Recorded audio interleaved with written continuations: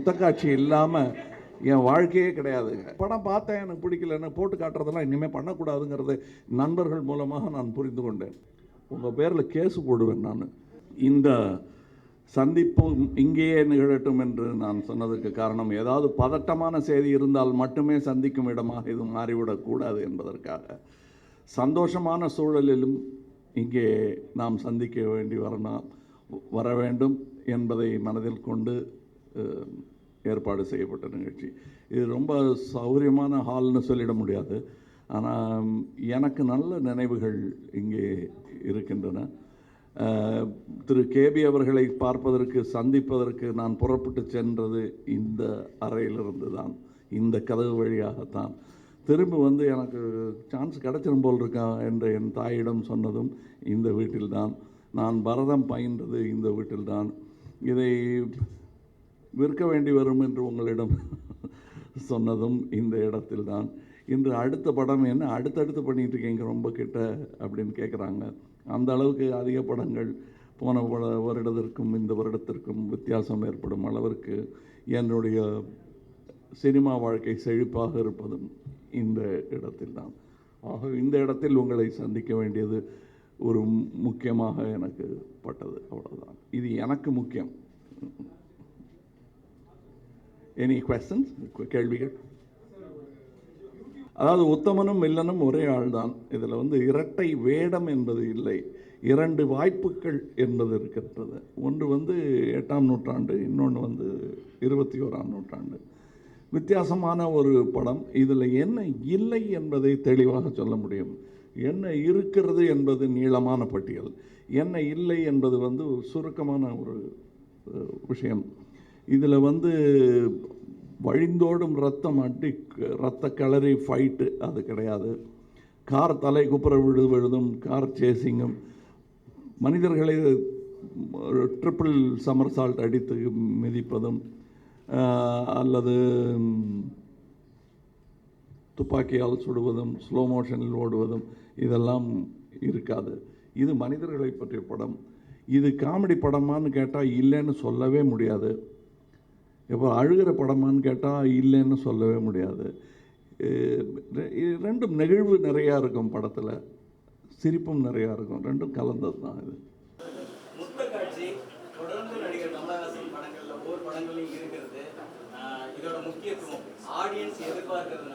இல்லை, என் வாழ்க்கையில் இருக்குது. முத்தக்காட்சி இல்லாமல் என் வாழ்க்கையே கிடையாதுங்க. ஆரம்பத்தில் இருந்து இந்த வீட்டில் நான் சின்ன பிள்ளையாக இருக்கும்போது முத்தம் இல்லாமல் நான் வெளியே போனதே கிடையாது. ஒரு முத்தம் கூட வாங்காமல் நான் வெளியே போனால் அன்றைக்கி வேலை நடக்காது. எங்கள் அம்மாட்ட திரும்பி வந்து மறந்து போயிட்டா கூட முக்கிலேருந்து திரும்பி வந்து ஒரு முத்தம் வாங்கிட்டு போவேன். ஸோ முத்தம் என் கூட பிறந்த ஒரு உரிமை. அது ஏதோ நம்ம கலாச்சாரத்திலேயே இல்லை என்று நினைப்பவர்கள் தஞ்சை வாணன் கோவை வாசிக்க கடவுது.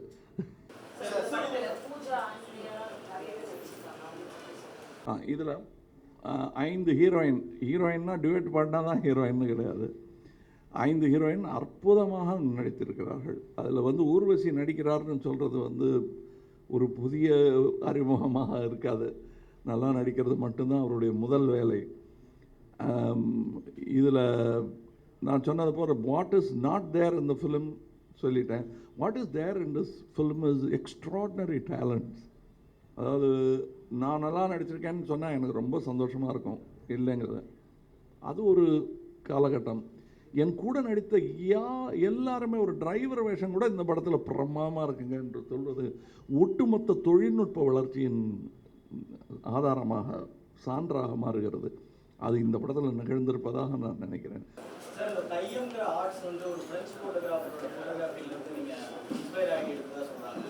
தையம்ங்கிறது ஃப்ரெஞ்சு வார்த்தையாக ஃபஸ்ட்டு யோசிச்சு பாருங்க.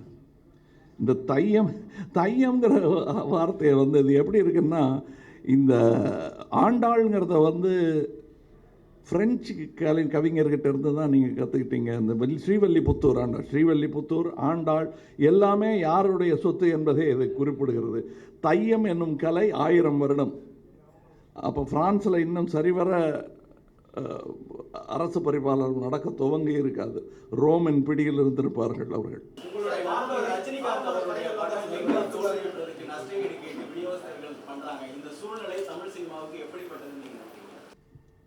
இது ஆரோக்கியமானதல்ல என்பது அந்த குழுவிலேயே பலருக்கு தெரியும்.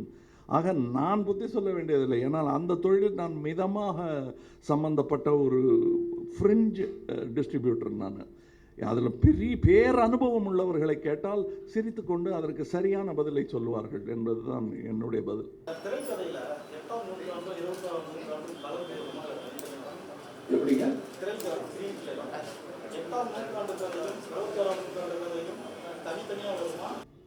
நீங்கள் படம் பார்க்கும்போது ரெண்டு கலந்தே வரும், ஆனால் ரொம்ப சிம்பிளாக கலந்துருக்கும். ஏன்னா சொல்லப்படுவது போல் some of the best ideas are the simple ideas. சிறந்த ஐடியான்னு சொல்கிறக்கூடியவங்கெல்லாம் ரொம்ப எளிமையான சின்ன யோசனைகளாக தான் இருக்கும். தலைவலிக்கு என்னென்ன மாத்திரை இத்தனை அக்யூபஞ்சர் அதுன்னுவாங்க, நிறைய தண்ணி குடித்தா சரியாக போயிடுங்கிறது தான் சிம்பிளஸ்ட் ஐடியா. ஆனால் அதை யாரும் சொன்னால் ஏற்றுக்கிறதும் கிடையாது, நம்ம அதை ட்ரை பண்ணுறதும் கிடையாது.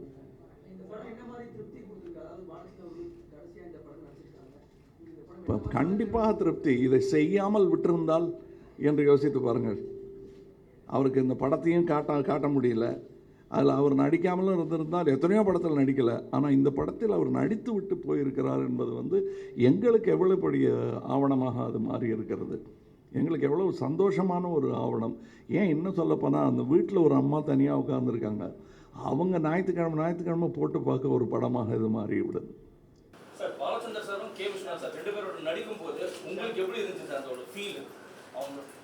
நான் இவரோட ஒரு 3 படம் கே விஸ்வநாத் சாரோட அதில் ரொம்ப நெருங்கிட்டோம். பாலச்சந்தர் சார் கூட அது மாதிரி 10 மடங்கு 12 மடங்கு ஜாஸ்தி 36 படம் பண்ணியிருக்கேன் நான். அதில் அந்த 36 படங்கிறது என் தகப்பனார் திரு ஸ்ரீனிவாசன் அவர்களுடன் நான் செலவழித்த மனித நேரங்களை விட அதிக நேரம் திரு பாலச்சந்தர் அவர்களுடனும் அனந்து அவர்களுடனும் நான் கழித்த நேரங்கள். இவங்க தான் நிஜமாகவே பெரியப்பா சித்தப்பான்னு சொன்னால் இவங்க தான் எனக்கு. பாலச்சந்தர் சார் இதுக்கு மேலே நிறைய ஸ்பீச் எல்லாம் சொல்லியிருக்காரு. இந்த மாதிரி இப்போ இருக்கிற டெக்னாலஜியில் நான் நிறைய கற்றுக்கணும்னு விரும்புகிறேன் அப்படின்னு. இப்போ இந்த படத்தில் நீங்கள் உங்கள் டெக்னாலஜியை பற்றி எதனா அவர் கவர்ந்தது எதனா சொல்லியிருக்காரா சார்? நிறைய சொல்லியிருக்காரு. அவர் ஏதோ எங்களை பார்த்து கற்றுக்கிட்டாருன்னு நாங்கள் பெருமைப்பட்டுக்க முடியாது. நான் அவர் என்னுடைய ஆரம்பத்திலேருந்து பார்த்துக்கிட்டு இருக்கேன். அப்போ அவர் எங்கெங்கெல்லாம் வாய்ப்பு கிடைக்குதோ யார்கிட்ட கற்றுப்பாருன்னு சொல்லவே முடியாது. எங்கே வாய்ப்பு கிடைக்கிறதோ அவர் திரைக்கதையை எங்கேருந்து எடுக்கிறார் என்பதையும் சொல்ல முடியாது. அவர் நம்ம நினச்சிட்ருப்போம் அவர் ஏதோ வேறு எங்கேயோ யோசிச்சிருக்கேன், நம்மளே பார்த்துட்ருப்பாரு, நம்மையும் கடந்து யோசிச்சுட்ருக்காரு. ஆனால் காட்சியில் பார்த்தா நம்ம சொன்ன ஒரு விஷயம் அவரை தாக்கியிருக்கும், சின்ன ஜோக்காக இருக்கும், அதை வச்சு ஒரு பெரிய திரைக்கதையை பின்னி எடுத்துருவார். ரமேஷ் அரவிந்துங்கிறவர் இது அவருக்கும் சரி எனக்கும் சரி ஒரு பெரிய புதிய அனுபவமாக இருக்காது ஒன்று. ஏன்னா நாங்கள்லாம் அதை எப்படி சொல்வது என்று தெரியவில்லை. திரு கேபி அவர்களுடன் நாங்கள் பழகிவிட்டதாலோ எல்லார் வேலையும் செய்வோம். அதில் டிக்னிட்டி ஆஃப் லேபர், அது எந்த லேபர் சென்றாலும் அதில் ஒரு டிக்னிட்டி உண்டு. ஒரு படத்தை உந்தி முன்னே தள்ளுவதற்கு யார் எந்த பாகத்தை பிடிக்கிறார்கள் என்பதை பொறுத்து இல்லை, இந்த தேர் நகர்த்த வேண்டும் என்பதுதான். அப்படி பார்க்கும்போது ரமேஷ் பல நேரங்களில் நான் எடுக்கும் சினிமாக்களில் இருந்திருக்கிறார். இன்னொரு பெரிய உதாரணம் சொல்ல வேண்டும்னா, குணா படத்தின் இயக்குனர் ஏற்கனவே எனது படத்தில் நான் இல்லாத படங்களை எல்லாம் இயக்கியவர். குணாவுக்கும் இயக்குனர். அதுக்கு பிறகு ஒரு கொஞ்சம் வருடங்களிலேயே மீண்டும் எனக்கு உதவி இயக்குனராக வருகிறார். அதுக்கு காரணம் என்னன்னா, அவருக்கு மார்க்கெட்டு சரிஞ்சிருச்சுங்கிறது இல்லை, நான் அவருக்கு உதவி இயக்குனராக இருந்தேன் குணாவின் சமயத்து. அதற்கான பரிமாற்றம் தான் அது. அது மாதிரி தான் நாங்கள் இருப்போம். இப்போ நான் திடீர்னு இப்போ ஃபோன் போட்டு விருமாண்டிக்கு கூப்பிட்டேன், பண்ணி கொடுத்தாரு. ஹேராமுக்கு பண்ணி கொடுத்தாரு. அதுக்கப்புறமும் போய் படம் டைரக்ட் பண்ணார். வேஷம் கொடுத்தா வேஷம் நடிப்பார். இந்த சினிமா என்னும் இந்த அற்புத தொழிற்சாலையில் எந்த வேலை கிடைத்தாலும் செய்ய தயாராக இருக்கும் ஒரு சிறிய கூட்டம். நல்ல உயர் பதவி எங்களுக்கு கிடைத்திருக்கிறது ஆரம்பத்திலிருந்தே என்பது தான் எங்களுடைய பாக்கியம்.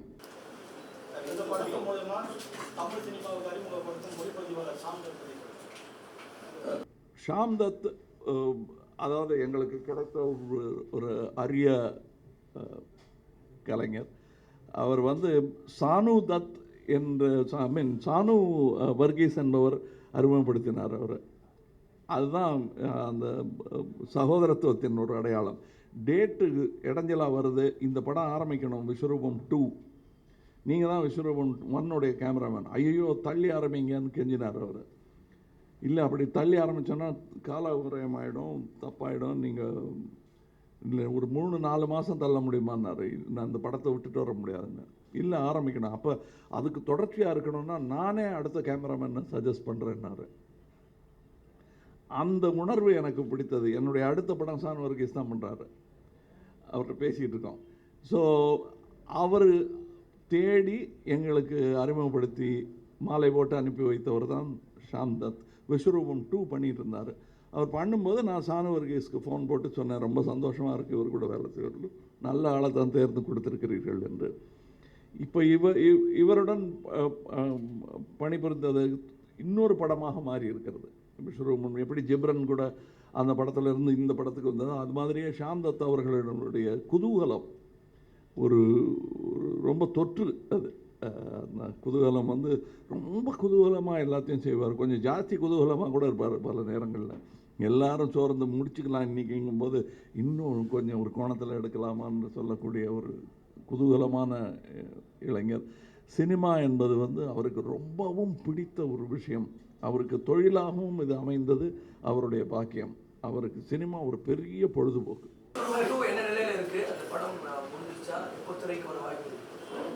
விஸ்வரூபம் 2 கிட்டத்தட்ட ஃபினிஷ். சிஜி ஒர்க் மட்டும்தான் மிச்சம் இருக்கிறது.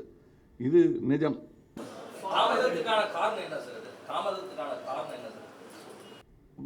மனிதர் தான், மனிதர்கள்னு சொல்ல பாருங்க.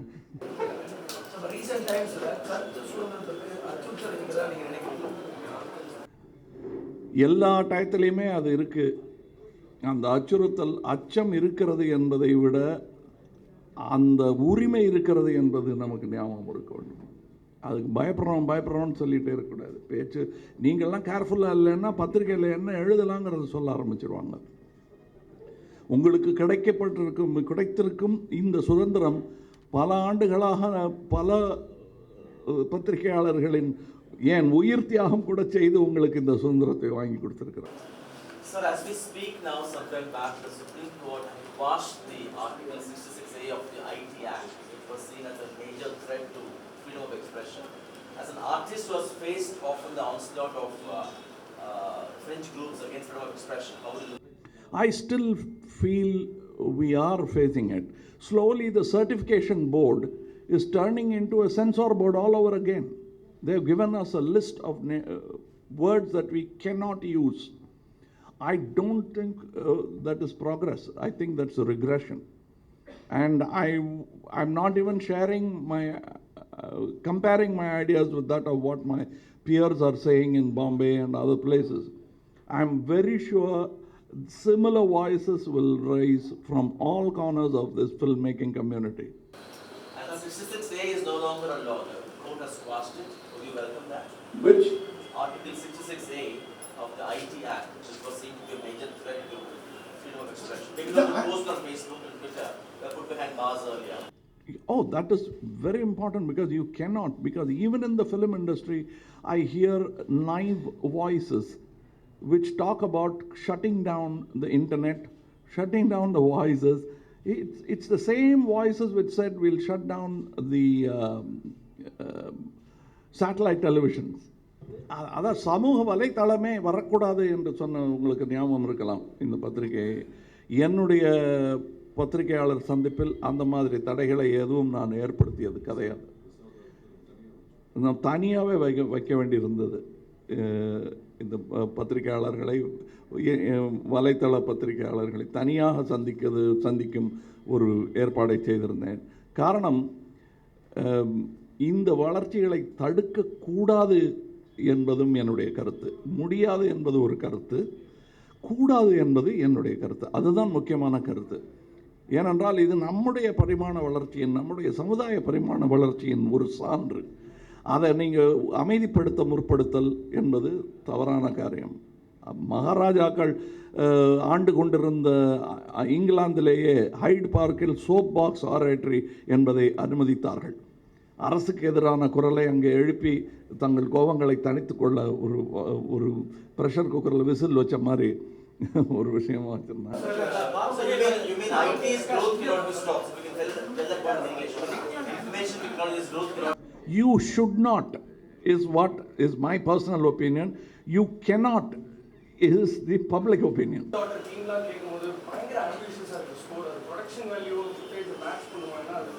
இல்லை, ப்ரொடக்ஷன் வேல்யூவை விட சில நேரம் நம்ம காந்தியை பார்க்கும்போது, குயின் விக்டோரியாவை பார்க்கும்போது கிடைத்த சந்தோஷத்தை விட அதிக சந்தோஷம் கிடைக்கிறது.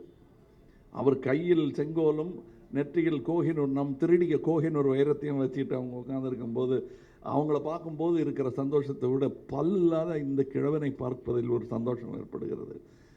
கிளிமூக்கு ராஜாஜி ஒருத்தர் தலையில் முடி இல்லாமல் கண்ணாடி போட்டுக்கொண்டு கைத்தடியுடன் வரும் ராஜாஜியை பார்க்கும் பொழுது ஒரு சந்தோஷம் இருக்கிறது.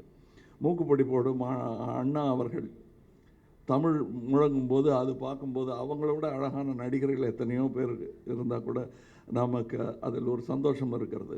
ஆக பிரம்மாண்டம் என்பது அரங்க அமைப்புகளில் அதில் அதுவும் இருக்குது கொஞ்சம், பட் அது அல்ல. ஒரு பேர் உணர்வுங்கிறது ஒரு தேசத்துக்கே ஏற்படுத்திய அந்த உணர்வு. காந்தி நடந்து வருவதையும் போட்டுவிட்டு வைஷ்ணவ ஜனத்தோ அல்லது ரகுபதி ராகவராஜா நம்ம பார்த்தால் ஏற்படும் உணர்வு எந்த ரீரெக்கார்டிங்க்கும் எந்த சினிமா காட்சிக்கும் கிடைக்காத ஒரு தனி என்னை பொறுத்தவரை. அது இல்லவே இல்லை, எனக்கு அதை பார்த்தா வெறுப்பு தான் வருதுன்னு சொல்கிறவங்களும் இருக்காங்க.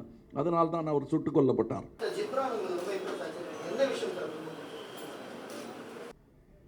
அவர் தொழில் முனைப்பு, focus on the work and ஒரு ப்ரீஃபிங் கொடுத்தோன்னா அது தலையாய கடமையாக எடுத்துக்கொண்டு செய்யும் ஒரு விஷயம்.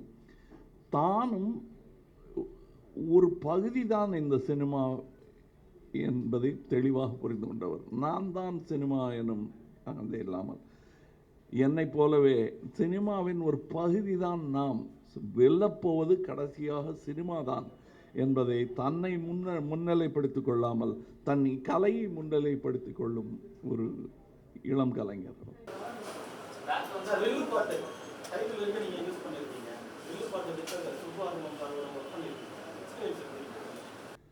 சுப்பு ஆறுமுகத்துடன் நான் பல இளைஞர்களுடன் வேலை செஞ்சுருக்கேன். அதில் ஒருத்தர் சுப்பு ஆறுமுகம் அவர்கள். இந்த படத்தில் நிறையா அந்த மாதிரி இளைஞர்கள் இருக்காங்க. இதில் இருக்கிறதுக்குள்ள மூத்தவர் கே விஸ்வநாத், கே பாலச்சந்தர் அவர்கள். இவர்களையெல்லாம் விட மூத்தவர் அவர். ஆனால் அவர் சொல்லும் கதைகள் கேட்பதற்கு அவர் ஒரு பெருங்கூட்டத்தை ஒரு 3 மணி நேரம் போவது தெரியாமல் இருந்து கேட்க வைக்கக்கூடிய திறமை உள்ளவர். இந்த வயதிலும் அதை செய்து கொண்டிருக்கிறார். இந்த வில்லுப்பாட்டு என்றும் ஒரு கலையை தொடர்ச்சியாக வாழ வைத்து கொண்டிருக்கும் சில கலைஞர்களில் அவர் ஒருவர், மிக முக்கியமானவர். பேக்ரவுண்ட் மியூசிக்கை பற்றி இது என்னன்னு படத்துடைய பேக்ரவுண்ட் மியூசிக்ங்கிறதுனால இதை பற்றி நான் இப்போ விளக்குவது அதோடைய முழு விளக்கமாக அமையாது. தவிர தேவையில்லாமல் வெவ்வேறு காட்சிகளை நான் இங்கே உங்களுக்கு விளக்கிட்டு இருக்கிற மாதிரி இருக்கும்.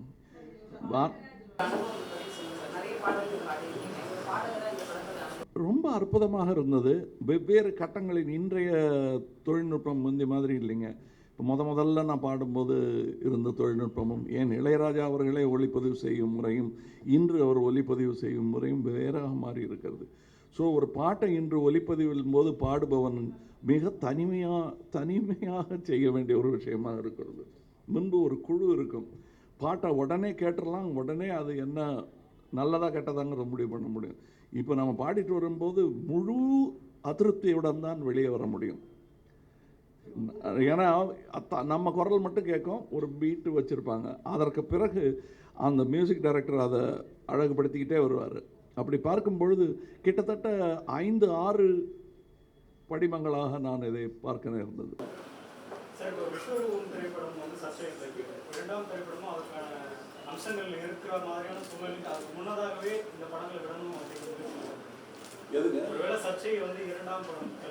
அதெல்லாம் இல்லைங்க, நாங்கள் ரெடி ஆகி 1.5 வருஷம் ஆச்சு. அதுக்கு எனக்கு என் கையில் இல்லை. ஏன்னா அது என்னுடைய தயாரிப்பாக இருந்தால் இந்நேரம் சர்ச்சையெல்லாம் கடந்து அது கண்டிப்பாக உங்கள் மடியில் விழுந்து தவழ்ந்து கொண்டிருக்கும். யார் கண்டா விஸ்வரூபம் 3 எடுத்துக்கிட்டு இருப்பேன்.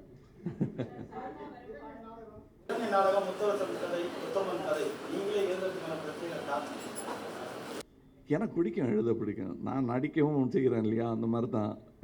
நிறைய நல்ல நடிகர்கள் இருக்காங்க. ஏன் ராஜ்கமல் ஃபிலிம்ஸில் நீங்களே நடிச்சிட்டு இருக்கீங்க? நானும் போடலன்னா யார் தான் போடுவாங்க என்ன?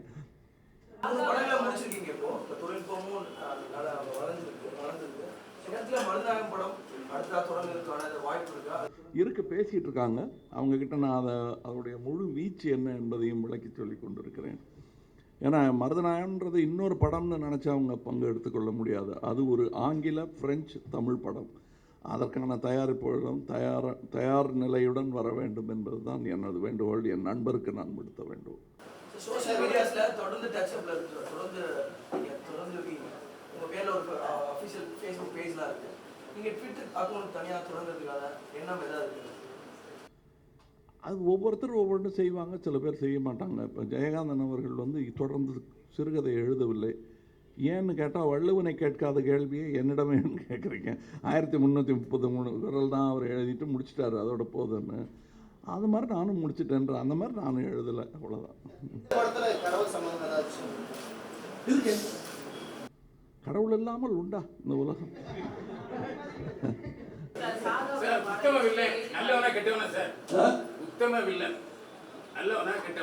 அவன் படத்தின் நாயகன். அவர் நாயகன் டயலாக் சொன்னார்.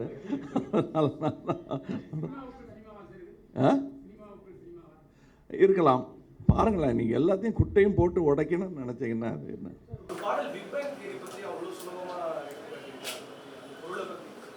அது பாடல்லே இருக்குது. நீங்கள் அதை அடிக்கடி பார்க்கணும். அதை நாங்கள் முடிஞ்ச வரலாம் பாப்புலரைஸ் பண்ணணும்னு நினச்சிட்ருக்கோம். அந்த பாடல் பலருக்கும் பிடித்த பாடலாக இருக்கிறது.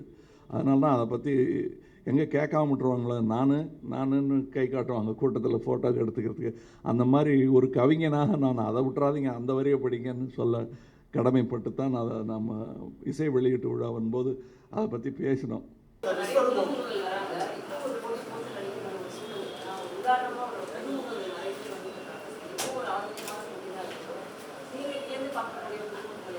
நிறைய பேர் இருக்காங்க. என் படத்தில் நடித்தவங்களே சின்ன சின்ன வேஷங்கள் நடித்தவர்களெல்லாம் வியத்தகு. அவர்களுக்கு நல்ல வாய்ப்பு கிடைத்தால் இப்போ இதில் இருக்காங்க. பார்வதி நடிச்சிருக்காங்க. பெரிய வேஷம்னு சொல்லிட முடியாது, சின்ன வேஷம்னு சொல்லிட முடியாது. அவங்களுடைய ஆட்டம் அப்கோர்ஸ் ஊர்வசியை சொல்ல வேண்டியதில்லை. ஆண்ட்ரியாவே உங்களுக்கு ஒரு வியப்பாகத்தான் இருக்கும். இதுவரை பார்க்காத ஒரு ஆண்ட்ரியாவாக. பூஜா குமாரை நீங்கள் இதுவரைக்கு முன்னாடி நீங்கள் பார்த்துருக்கீங்க ஒரு படங்களில். அது மாதிரி புதுசாக ஒரு பையன் அஸ்வின் ஒருத்தர் ஆக்ட் பண்ணியிருக்காரு. இதுவரை நடித்ததே கிடையாது. அவர் டைரக்ஷனாக பண்ணணும் அப்படின்னு நினச்சிட்டு இங்கிலாண்டில் போய் படிக்க போயிருந்தவர். அவர் ஒரு பாத்திரம் செய்திருக்கிறார். எல்லாம் மிக வித்தியாசமாக என்னுடைய மகனாக நடிக்கிறார். 5.1 எந்தெந்த படத்துக்கு. ஆனால் இதில் இசை இதில் பல்கேரியாவில் ஒளிப்பதிவு செய்யப்பட்டிருக்கு, சோஃபியா ஆர்கெஸ்ட்ரா. ஏன்னா அது தேவையாக இருந்தது.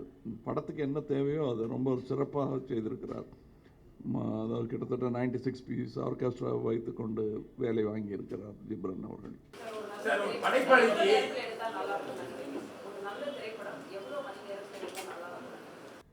சொல்ல முடியுங்க. ஹைமட்டுன்னு ஒரு படம் வந்தது, எனக்கு ரொம்ப பிடித்த படம். 8 மணி நேரம் ஓடும். அது ரசனையை பொறுத்தது. வியாபாரம் என்று வந்துவிட்டால் இப்பொழுதெல்லாம் பஸ்ஸு பிடிக்க போகணும், அதுக்கப்புறம் போய் வீட்டுக்கு போய் சில விஷயங்கள், டாஸ்மாக் கடை மூடிடுவாங்க, இவ்வளோலாம் இருக்குது. அதெல்லாம் மனசில் வச்சுக்கிட்டு நம்ம படத்தின் அளவை குறைக்க வேணும். அது உங்கள் கண்ணோட்டம் தான். தமிழ் சினிமா இல்லையா? தமிழ் சினிமாவில் படைப்பாளிக்கு சுதந்திரத்துக்கு இடையூறா பல்வேறு அமைப்புகள், அது நான் எதையும் குறிப்பிட்டு சொல்ல முடியல, அதனால கோச்சுக்கு போகிறாங்க. இது சரியா? அது தமிழ்நாட்டில் மாத்திரம் இல்லைங்க. நான் அமெரிக்கானோட பேசிகிட்டு இருந்தேன். அவர் சொல்லி நம்மளை மாதிரி அழுகிறதில்ல ரொம்ப. நான் கொஞ்சம் ஜாஸ்தி சொல்லி காட்டிடுறேன்னு நினைக்கிறேன். அவங்களுக்கும் அங்கே நடக்குது. சும்மா இப்போ ஒரு கலந்துரையாடல் பண்ணால் அதுக்கு கேஸ் போட்டு 6 பேர் இருக்காங்க. அதில் 2-3 கெட்ட வார்த்தைகள் சொல்லிட்டீங்கன்னு சொல்லிட்டு அவங்களுக்கு கேஸ் போட்டிருக்காங்க. நடிகையர்லாம் உட்காந்துருக்காங்க. அது இருக்குது. அவங்களுக்கு என்னென்னா பஸ்ஸில் டிக்கெட் வாங்காமல் எப்படியாவது கொஞ்சம் தூரம் அடுத்த ஸ்டாப் வரை போய் இறங்கிடணுங்கிறவங்க நிறைய பேர் இருக்காங்க.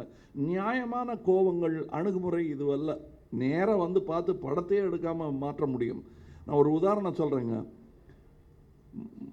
திரு காந்தியின் கொள்ளுப்பேரன் அவர்கள் நான் ஹேராம் எடுக்கிறேன்னு தெரிஞ்சதும் சந்திக்க வாய்ப்பு வேணும்னாரு. நான் உடனே சரி பார்க்கணுன்னு. அவர் வந்து எவ்வளோ தூரத்தில் இருக்குது உங்களுடைய உள்ளே வாங்கன்னு கேட்பேன். இல்லை நான் இங்கேருந்தே பேசிட்டு போகிறேன். எவ்வளோ தூரத்தில் இருக்குது உங்கள் படம்? இல்லை இன்னும் ஆரம்பிக்கலை ஷூட்டிங்கன்னு. அப்போ உள்ளே வரேன்னு வந்தார்.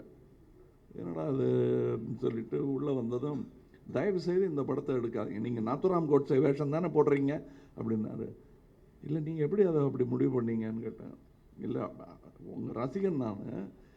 இந்த அப்படி உங்களுக்கு அந்த எண்ணம் இருந்தது என்றால் நான் உங்களுக்கு கூட ஒரு டெய்லி ஒரு 5 மணி நேரம் எங்கள் கொள்ளுத்தாத்தாவை பற்றி சொல்கிறேன் உங்களுக்கு. நான் வேறு ஒன்றும் இல்லை, இந்த படத்தை நீங்கள் எடுக்கிறத கை விட்டுருவீங்கிறது என்னுடைய நம்பிக்கை அப்படின்னு வந்து பேசினார். என் கண் கலங்கி விட்டது. நான் சொன்னேன், எனக்கு 1 மணி நேரம் டைம் கொடுங்க, இந்த படத்தை ஏன் எடுத்தே ஆக வேண்டும் என்பதற்கு நீங்கள் எனக்கு வக்காலத்து வாங்குவீங்கன்னு சொன்னேன். அவர் நம்பிக்கை இல்லாமல் தான் என்னுடன் வந்து டின்னர் சாப்பிட்டாரு, பேசிகிட்டு இருந்தோம். அதற்கு பிறகு அதுவரை இல்லாத ஒரு காட்சியை நான் இணைத்தேன் அந்த படத்தில், ஹேராங்கிறதுல. காந்தியின் கொள்ளுப்பேரனே அதில் அந்த கதையில் நடிப்பதாக சேர்த்தேன். அதுக்கு அவரும் ஒத்துக்கிட்டு வந்து இங்கே நடித்து கொடுத்துட்டு போனார். ஸோ ஒரு படத்துக்கான கருத்து வேறுபாடு வரும்போது இவ்வளவு நெருங்கி வந்து எங்களுடன் பேச முடியும். நியாயமான முறையில் பேசினால், நேர்மையான முறையில். காந்திய வழின்னு சொல்லலை நான், இது அவர் வழி.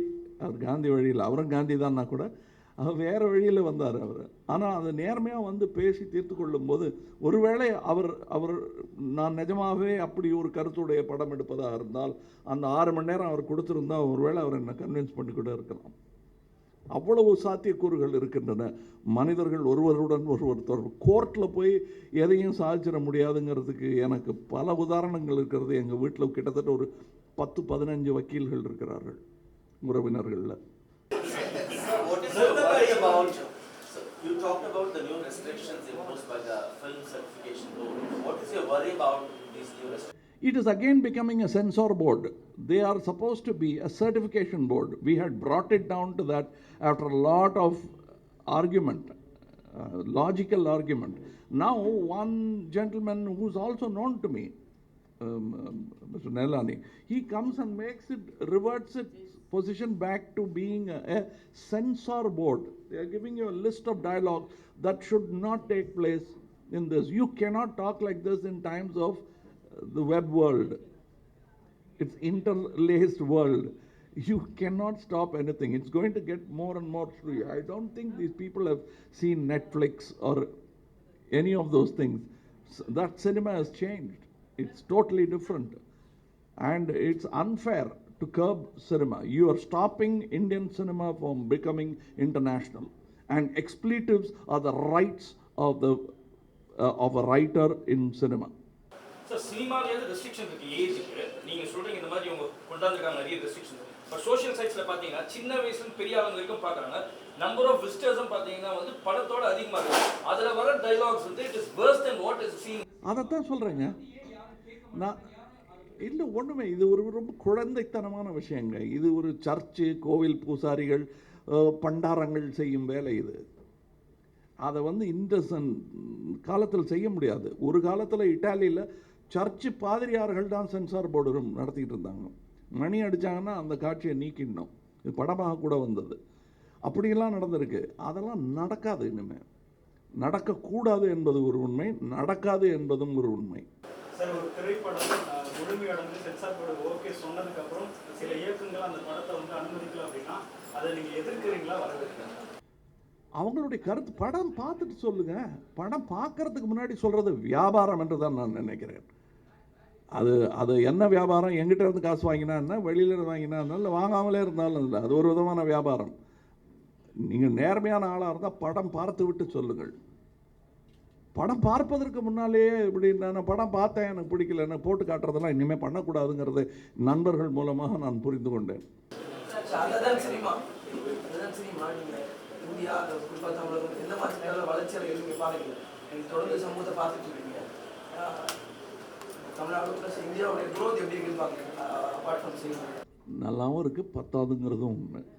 நல்லா இருக்குது, ரொம்ப நல்லா இருக்குது. என்னால் நம்பவே முடியல. இங்கே முதல்ல டெலிவிஷன் வாங்கி கருப்பு வெள்ளையில் தட்டி தட்டி பார்த்துக்கிட்டு இருந்தோம் அதை. ஏன்னா அது கொஞ்சம் தட்டினா தான் கேட்கும். தட்டுவர்மம் பிடித்த ஒரு டெலிவிஷன். அந்த டெலிவிஷனிலிருந்து இன்று நாம் பேசிக்கொள்வது இதே நேரத்தில் உலகெங்கிலும் போய் சேருங்கிற டெக்னாலஜி இதே வீடு பார்த்துருக்கிறது என்பது வியத்தகு ஒரு வளர்ச்சி தான். இதெல்லாம் நடந்துகிட்டு இருக்கு. ஒரு பக்கம் பஸ்ஸில் கற்பழிப்பும் சட்டசபையில் அடிதடியும் நடந்து கொண்டு தான் இருக்கிறது.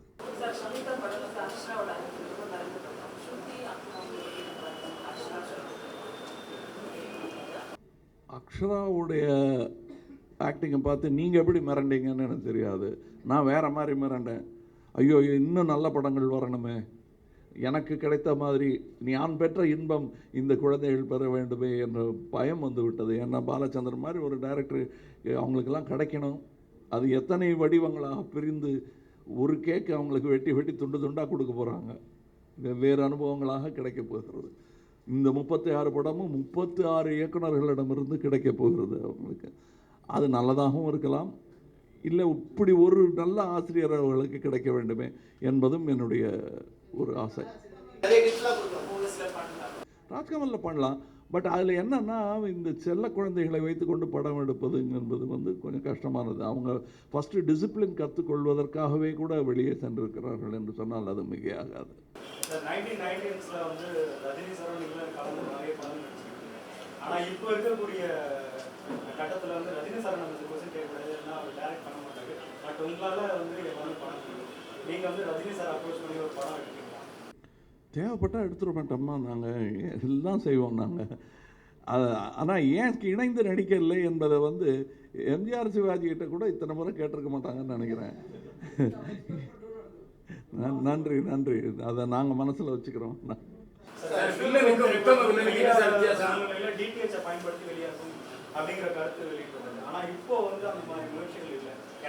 ஏன்னா பதறாங்க. புது முயற்சிகள் வரும்போது இது இருக்கிறது போயிடும், இந்த கண்ணும் போய்விடும் என்று பயப்படுகிறார்கள் ஒற்றை கண்ணர்கள்.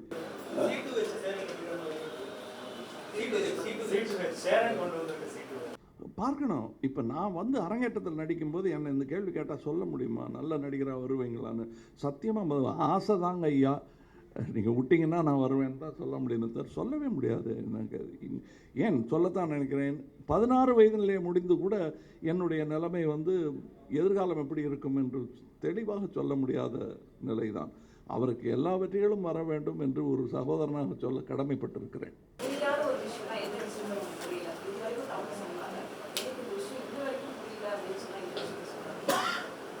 பல விஷயங்கள் ஒற்றுமையாக ஏன் நாம் இருக்க முடியாது என்பது தான் எனக்கு புரியாத ஒரு விஷயமா இருக்கிறது. சின்ன விஷயம் அது. அந்த கூட்டு முயற்சி இல்லாமல் உலகமே கிடையாது. யுத்தத்தினால் சாதிக்கப்பட்டது எதுவுமே கிடையாது.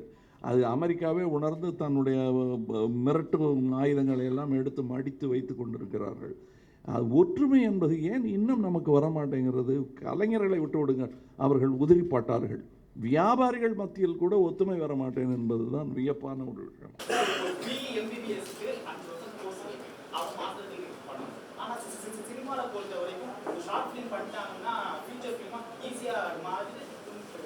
உங்கள் பேரில் கேஸு போடுவேன் நான்.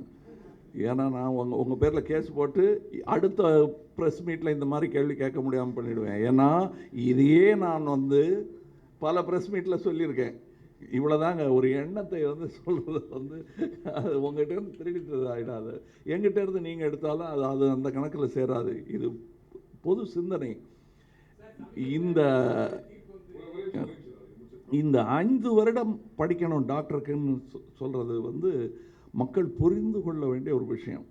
இல்லை நான் 2 வருஷம் தான் படிச்சிருக்கேன், உங்களுக்கு என்ன உடம்பு சொல்லுங்கன்னா அடுத்த டாக்டர்கிட்ட போயிடுவோம். நம்ம 5 வருஷம் படிக்க முடியலைங்க ஏழ்மை காரணமாக, நான் 2 வருஷம் தான் டாக்டருக்கு படிச்சிருக்கேன், உங்களுக்கு என்ன உடம்பு சொல்லுங்கள், நாடியில் கையை பிடிக்க பார்த்தாருன்னா கையை உதறிக்கிட்டு வந்துடுவோம் நம்ம. ஆனால் டைரக்டர்களையோ திரைக்கதாசிரியர்களையோ நாம் அப்படி பார்க்குறதில்ல. அது எவ்வளோ பெரிய தொழில்நுட்பம் அது. அந்த கேமராவும் தெரிஞ்சிருக்கணும், லைட்டிங்கும் தெரிஞ்சிருக்கணும், அட்லீஸ்ட் ஓரளவாவது தெரிந்திருக்கணும். நடிகர்களை இயக்கும் தன்மை வேண்டும். இதெல்லாம் இல்லாமல் அதெல்லாம் ஒரு வருஷத்தில் ஒரு ஷார்ட் ஃபிலிமில் வந்துருன்னு நினைக்க முடியாது. ஏன்னா பாலச்சந்தர் அவர்களும் நம்ம ஜீனியஸ் என்று சொல்லி போற்றும் கலைஞர்கள் எல்லாம் அப்படி வந்தார்களா என்பதை பார்க்க வேண்டும். அதாவது எந்த பள்ளிக்கூடத்துக்கும் போகலையே, அவங்க அடையார் இன்ஸ்டியூட்டுக்கும் போகலை, பூனா இன்ஸ்டியூட்டுக்கும் போகலை, ஆனால் இன்றைக்கி இயக்குனர் சிகரமாக இருந்துட்டு தானே போனார் அப்படின்னு சொல்லலாம். நான் சொல்லுகிறேன், அவர் கிட்டத்தட்ட 20 வருடம் நாடக அனுபவம். சினிமாவுக்கு வர்றதுக்கு முன்னாடி சின்ன பையன்லேருந்து நாடகம் எழுதிட்டு இருக்காரு. ஒரு காட்சி எப்படி இருக்க வேண்டும் என்பதை விமர்சகனாகவும் ஒரு படைப்பாளியாகவும் இருந்து செய்து பார்த்தவர் அவர். 64இல் அவருடைய அரங்கேற்றம் சினிமாவில் நிகழ்கிறது. அதுக்கு முன்னாடியே 6 வருஷம் மதிப்பிற்குரிய டைரக்டராக அவர் நாடக உலகில் இருந்திருக்கிறார். அதற்கு பிறகு 2 படம் கதாசிரியராக இருந்திருக்கிறார். அதற்கு பிறகு ஒரு படம் எடுத்திருக்கிறார். அப்போ அதெல்லாம் அவர் தான் முழுமை பெற்று விட்டுவதாக உணரவில்லை. பாலச்சந்தர் அவர்கள் முழு நிலவாக பிரகாசிக்க ஆரம்பித்தது எனக்கு தெரிந்தவரை வெள்ளி விழா டயத்தும் போது தான் ஆரம்பமாக இருக்குன்னு சொல்லணும். அது ஒரு ஹார்ட் அட்டாக் வந்ததுக்கப்புறம் அந்த நிலவின் முழு ஒளி தமிழகத்தில் பட ஆரம்பித்தது. அந்த நேரத்தில் நான் அவரிடம் போய் வேலைக்கு சேர்ந்தது என்னுடைய பெரு அதிர்ஷ்டமாக நான் நினைக்கிறேன். ஏன்னா அந்த அரங்கேற்றத்திலிருந்து அவருடைய வாழ்க்கையும் தமிழ் சினிமாவும் மாறியது என்பது தான் ஒரு இது. இவ்வளவு பேக்ரவுண்ட் வேண்டி இருக்கு ஒரு டைரக்டர் இவ்வளோ பலமான டைரக்டர் கிடைப்பதற்கு. நீங்கள் பாரதி ராஜாவுக்கும் அது பிறந்தோம், யார்கிட்டையும் அவர் கற்றுக்கலைன்னு. மணிரத்னம் சொல்லுவார், நான் எந்த டைரக்டர்கிட்டையும் அசிஸ்டண்ட்டாக வேலை செஞ்சதில்லைன்னு. அது அப்படி வேணா இருக்கலாமே தவிர, ஆனால் யாரிடத்திலும் நான் பயிரவில்லை, கற்றுக்கொள்ளவில்லை, பார்த்து தெரிந்து கொள்ளவில்லை என்றால் அது போய் அவர் சொல்ல மாட்டார் அதை. ஆனால் நீங்கள் இருக்கும் இந்த அரங்கத்தில் அவர் பல வெளிநாட்டு சினிமாக்களை பார்த்து கற்றுக்கொண்டிருக்கிறார். எங்களிடத்தில் எல்லாம் பல எழுத்தாளர்களிடம், திரைக்கதாசிரியர்களிடம் அதை ஏன் இப்படி எழுதுறீங்கன்னு பென்சிலை பேக்கெட்டில் வச்சுட்டு நோட்ஸ் எடுத்துக்கிட்டு போய் வீட்டில் திரைக்கதை எழுதியிருக்கிறார். பாரதி ராஜாவுக்கு தன் திரைக்கதையை படித்து காட்டியிருக்கிறார். இது மாதிரிலாம் பல வாய்ப்புகள் வந்திருக்கின்றன. ஸோ எல்லாருமே மணிரத்னம் பார்க்கும்போது ஒரு சின்ன ஒரு ஷார்ட் ஜஸ்ட் ஆன் மணிரத்னம்னு ஒரு எஸ்ஏ மாதிரி நினச்சிக்கிறாங்க அந்த வாழ்க்கையை. அது அல்ல. கமலஹாசன் டைரக்டர் ஆவதற்கு காலதாமதமானாலும் சரியான நேரத்தில் வந்திருப்பதாகத்தான் எனக்கு தோன்றியது. எனக்கு என் அறிவுக்கு 25 வருட அனுபவம் தேவைப்பட்டது. டைரக்டர் ஆவதற்கு முன்னால் 25 வருடங்கள் தேவைப்பட்டன எனக்கு. அது வந்ததுக்கப்புறம் தான் ஃபுல் கண்ட்ரோல் இருக்கிற மாதிரி எனக்கு தெரிஞ்சுது. 5 வருடத்தில் அதை செய்து விடலாம் என்று நம்புவதே பெரிய விஷயம். இதை ஏன் இவ்வளோ நேரம் எடுத்துகிட்டு சொல்கிறேன்னா, எனக்கு நல்ல டைரக்டர்கள் வந்து வாய்க்க வேண்டும் ஃப்யூச்சரில். அதுக்காக அவங்க ஒரு குழு கொண்டு போய் கொள்ளலாம் முடிவு பண்ணிருக்காங்க. ஆடியன்ஸ் டேஸ்ட் என்ன ஒரு 61 பேர் வந்து யூடியூப்ல அப்லோட் ஆன மைக்கேல் மோசன் காமராஜர் வந்து டிஸ்லைக் பண்ணிருக்காங்க. அவங்கள போய் கொள்ளலாம் முடிவு பண்ணிருக்காங்க. ஆடியன்ஸ் டேஸ்ட் அப்படி, அதாவது குத்தமுறை கண்டுபிடிக்கணுன்றதுக்கே இல்லை, நீங்கள் இந்த மைக்கேல் மதன காமராஜன் கதையை தயாரிப்பாளரே கொஞ்சம் யோசிச்சுட்டு தான் பண்ணார். ஏன்னா தயாரிப்பாளரிடமே சென்று இது ஏன் சார் எடுக்கிறீங்க, கொஞ்சம் அந்த மாதிரி எடுக்கலாமே என்று அதற்கு முன்னால் வந்த படங்களை சுட்டி காட்டியது உண்டு. இந்த டிஸ்லைக் என்பது இல்லாமல் இருக்காது. எல்லோருக்கும் பிடித்த ஒரு படமாக அது மாறிவிட்டால் அது சர்வாதிகார படம். பிடிக்கலைன்னா உதைப்பேன்னு நீங்கள் சொன்னீங்க இல்லையா, அந்த மாதிரி அது வேண்டான்னு தோணுது. அந்த 61 பேரையும் நம் படங்களை பிடிக்க வைப்பது என்னுடைய கடமை. அவங்களுக்கு 61 பேருடைய பேர் யாருன்னு பார்த்து வச்சுங்க, ஆள் யாருன்னு பார்த்து வச்சுங்க. அவங்களுக்கு ஒரு நல்ல படம் எடுத்து கொடுத்துடலாம்.